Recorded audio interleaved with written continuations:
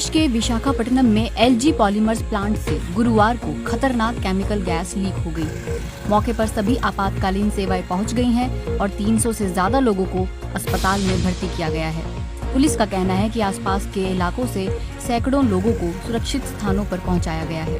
जब गुरुवार की सुबह प्लांट से स्टाइरिन गैस लीक हुई तब आसपास के गांव के लोग सो रहे थे। म्युनिसिपल कॉर्पोरेशन का कहना है कि प्लांट के पास करीब 3 किलोमीटर का इलाका जोखिमों से भरा है। इस फैक्ट्री से जो जहरीली गैस लीक हुई है वो स्टाइरिन गैस है। आइए जानते हैं कि ये गैस क्या है और इसके क्या खतरे हैं। स्टाइरिन का इस्तेमाल प्लास्टिक और रबड़ बनाने में होता है। इन प्लास्टिक या रबड़ का इस्तेमाल खाने पीने की चीजें रखने वाले कंटेनरों, packaging, synthetic marble, flooring, disposable tableware और मोल्डेड फर्नीचर बनाने में होता है। ये रंगहीन या हल्का पीला ज्वलनशील लिक्विड होता है। इसकी गंध मीठी होती है।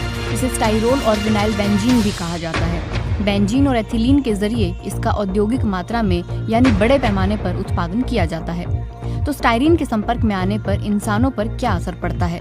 स्टाइरिन की भाप अगर हवा में मिल जाए तो ये नाक और गले में जलन पैदा करती है। इससे खांसी और गले में तकलीफ होती है और साथ ही फेफड़ों में पानी भरने लगता है।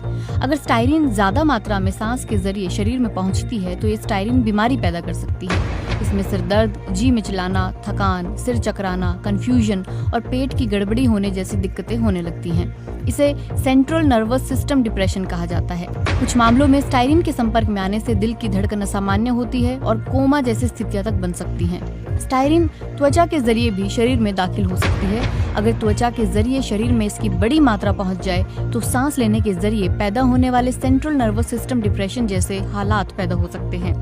अगर स्टाइरिन पेट में पहुंच जाए तो भी इसी तरह के असर दिखाई देते हैं। एपिडेमिक साइंस में कई अध्ययनों से ये पता चला है कि स्टाइरिन के संपर्क में आने से ल्यूकेमिया और लिम्फोमा का भी जोखिम बढ़ सकता है। हालांकि इस चीज को अभी पुख्ता तौर पर साबित नहीं किया जा सका है। तो क्या आम लोग भी इसके संपर्क में आ सकते हैं? क्योंकि स्टाइरिन केवल औद्योगिक रूप से इस्तेमाल की जाती है, तो जब तक आप इसके उत्पादन वाली जगहों पर काम नहीं करते हैं तो आपके बड़े पैमाने में इसके संपर्क में आने के आसार कम होते हैं। आम लोगों के बेहद कम मात्रा में स्टाइरिन के संपर्क में आने की संभावना बची खुची प्लास्टिक या पर्यावरण में प्राकृतिक रूप से इसके पैदा होने से हो सकती है। हालांकि इतनी कम मात्रा का स्वास्थ्य पर कोई असर होने की आशंका नहीं है।